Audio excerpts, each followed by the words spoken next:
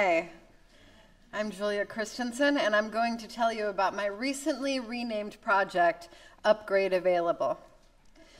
This project began when I visited an e-waste processing center in India in 2011.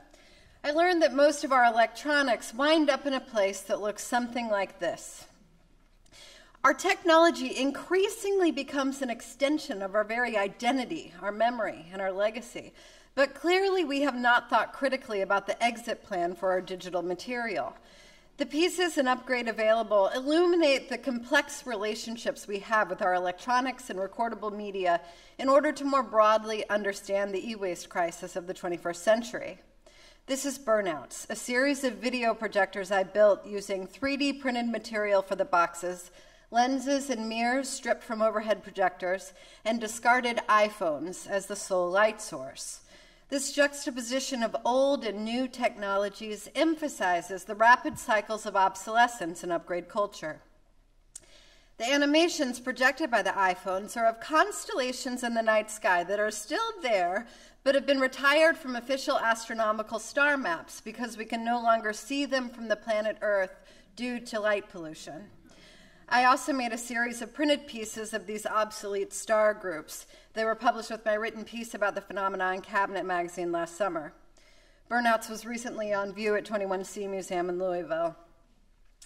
I learned recently that Instagram stores over 20 billion photos on thousands of machines at any given time.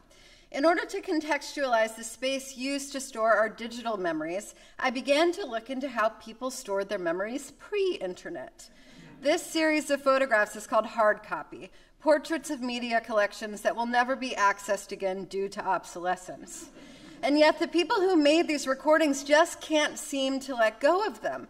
We all have that box of old VHS tapes or zip disks that we just can't get rid of, a kind of appendage we can't cut off, an extension of our own memory.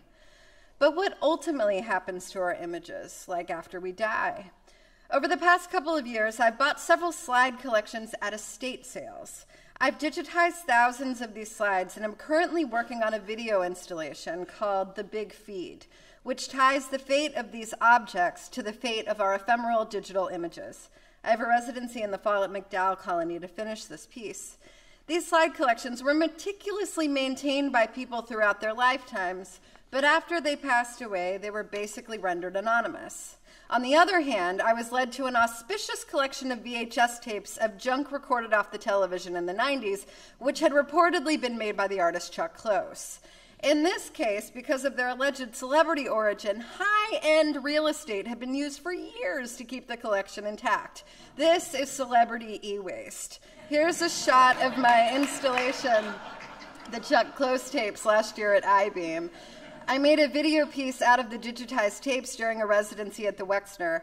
I built custom museum vitrines to house the precious tapes. You may have seen a version of the installation at Feldman Gallery in the spring. I've been to India 3 times in the context of this project and have visited both corporate and informal e-waste processing centers to learn more about the global endpoint of electronic trash. On my last trip to Delhi, I purchased e-waste on the informal sector to repurpose into a large-scale sculptural video installation about the international implications of upgrade culture. This piece is in progress and could potentially be site-specific once a venue is confirmed. I wrote a book about a past project, Big Box Reuse, which was about the community reuse of abandoned Walmart and Kmart buildings in the United States. It was published by MIT Press, met with critical acclaim, and launched alongside the artwork from the project. I'm also working on a book about Upgrade Available, which will similarly launch alongside this body of work. It opens with a critical essay about upgrade culture, followed with documentation of these art pieces with expansions on these stories. Because we can read all the statistics and data that we want to about the global e-waste crisis, but ultimately, we need another way into the conversation.